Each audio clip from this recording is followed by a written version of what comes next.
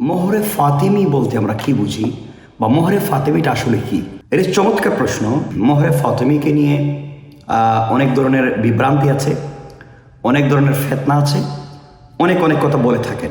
রাসূলুল্লাহ সাল্লাল্লাহু আলাইহি ওয়াসাল্লামের কলিজার টুকরা মেয়ে হযরতে ফাতেমা রাদিয়াল্লাহু তাআলা আনহার মোহর যেটা ছিল, সেই মোহরকেই মোহরে ফাতেমি বলে।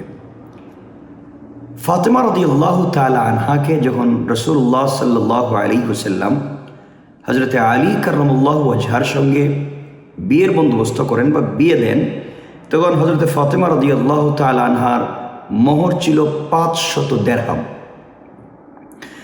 যেমন হযরতে মুহাম্মদ ইবনে ইব্রাহিম যেটা বর্ণনা করেছেন, তিনি বলেন রাসূল সাল্লাল্লাহু আলাইহি ওয়াসাল্লাম তার মেয়ে এবং স্ত্রীগণের মোহর 500 দিরহাম ছিল, যা 12.5 উকিয়া বলা হয় তাকে। তাবাকাত ইবনে সাদি এই কথাটা পরিষ্কার আছে 8 নম্বর খণ্ড 22 নম্বর পৃষ্ঠায়। তাহলে এই বর্ণনা থেকে আমরা পেয়েছি যে শুধুমাত্র ফাতেমা রাদিয়াল্লাহু তাআলা আনহার এটা মোহর না, হযরতে ফাতেমা রাদিয়াল্লাহু তাআলা আনহা এবং রাসূল পাক সাল্লাল্লাহু আলাইহি ওয়াসাল্লামের যতজন স্ত্রী ছিলেন, আমাদের যতজন আম্মাজান ছিলেন, সকলের মোহর ছিল 500 দিরহাম। ইমাম নববী রহমতুল্লাহ আলাইহি মজমুতে তিনি এই বিষয়টাকে আরো পরিষ্কার এভাবে করেছেন। তিনি বলেছেন যে মোহর 500 দিরহামের বেশি না হওয়া মুস্তাহাব। এটা রাসূল সাল্লাল্লাহু আলাইহি ওয়াসাল্লামের স্ত্রীদের এবং কন্যাদের মোহর ছিল। অর্থাৎ পরিষ্কার করতে চাচ্ছেন তিনি যে মোহরটাকে 500 দিরহামের বেশি না হওয়াটা মুস্তাহাব। তিনি বললেন বর্তমান যুগে আমরা যেটাকে বর্তমান যুগ অনুযায়ী যদি আমরা এটা দেখি, মুফতি তাকি উসমানী রাহমাতুল্লাহ দামাত বারাকাতুহের পিতা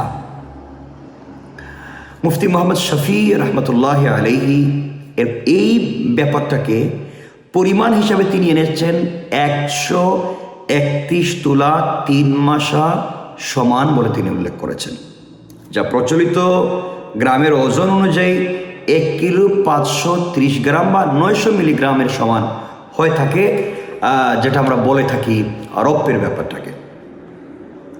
অর্থাৎ পরিষ্কার করে যদি বলা যায়, আরেকটু পরিষ্কার করে যদি আমরা বলতে পারি, তাহলে বলবো বর্তমানে 12 গ্রামে তোলা প্রচলিত নয়, বরং 10 গ্রামের তোলাটা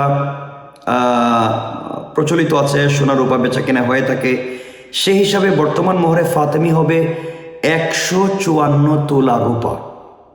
তাহলে এটা পরিষ্কার হলো যে মোহরে ফাতেমি বর্তমান হিসাব অনুযায়ী যদি আমরা করতে চাই, তাহলে 154 তোলা রূপার সমপরিমাণকে মোহরে ফাতেমি বলা হয়। যেহেতু বাজার ওঠানামা হতে পারে, বাংলাদেশি টাকায় জুয়েলারি দোকানে বা যে কোনো জায়গায় আমরা এটাকে কনভার্ট করতে পারি যে 154 তোলা রূপার যে দাম হবে সেটাকে মোহরে ফাতেমি বলা হয়। নবীজি সাল্লাল্লাহু আলাইহি ওয়াসাল্লামের কলিজার টুকরা মেয়ে ফাতেমার মোহর যেটা ছিল, সেই মোহরকে এটাকেই উপলক্ষ করে নামকরণ মোহরে ফাতেমি 500 দিরহাম, যা বর্তমান বাজার মূল্য, যেটা আমরা এতক্ষণ বললাম। যে এভাবে হয়ে গেলে এটা উত্তম। রাসূলুল্লাহ সাল্লাল্লাহু আলাইহি ওয়াসাল্লাম নিজের মেয়েকে এভাবে দিয়েছেন, স্ত্রীগণকে এভাবে দিয়েছেন। মোহরে ফাতেমি বলতে সাধারণ মানুষ যেটা বুঝে থাকেন যে হযরত ফাতেমা রাদিয়াল্লাহু তাআলা আনহার বিয়ের সময় নির্ধারিত মোহরকে বোঝানো হয়। এটি 500 দিরহাম ছিল, যা বর্তমান বাজার অনুযায়ী আমরা 154 তোলা রূপার সমপরিমাণ আমরা বলে থাকি। সুতরাং অনেকে অনেক ধরনের দুম্রজাল তৈরি করতে পারে, অনেকে অনেকভাবে বর্ণনা করতে পারে, অনেকে অনেকভাবে এটাকে ব্যাখ্যা দিতে পারে। সুতরাং বিভিন্ন সূত্র থেকে আমরা যেটাকে পরিষ্কার করতে চাই, মোহরে ফাতেমির বর্তমান বাজার মূল্য সম্পর্কে ধারণা পাওয়ার জন্য কেউ কেউ এটিকে রূপার বর্তমান বাজার মূল্য অনুযায়ী হিসাব করে থাকেন, আবার কেউ কেউ এটিকে একটি নির্দিষ্ট পরিমাণ অর্থ বিবেচনা করে থাকেন। আমরা পরিষ্কার করবার জন্য মোহরে ফাতেমিটাকে বর্তমানে রূপার মূল্য অনুযায়ী এবং হযরত মুফতি শফি রহমতুল্লাহ আলাইহি এর ব্যাখ্যা অনুযায়ী যদি আমরা এটাকে পরিষ্কার করতে চাই, তাহলে 154 তোলা রূপার সমপরিমাণ দাম যেটা হবে, এটাই হবে মোহরে ফাতেমি। আশা করি এটার মধ্যে অনেক বারাকা আছে। আল্লাহ রসুল সাল্লাল্লাহু আলাইহি ওয়াসাল্লাম নিজের মেয়েকে দিয়েছেন, নিজের স্ত্রীদেরকে এভাবে দিয়েছেন, যে এটার মধ্যে বারাকা আছে।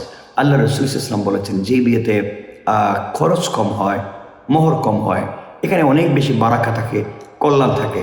সুতরাং আমরা এটাকে ধরেই আমরা মোহর নির্ধারিত করতে পারি। বেশি যদি কেউ করে থাকে বা নিজের তৌফিক অনুযায়ী যদি আরও বাড়িয়ে থাকে, সেটার মধ্যে কোনো আপত্তি থাকবার কথা নয়।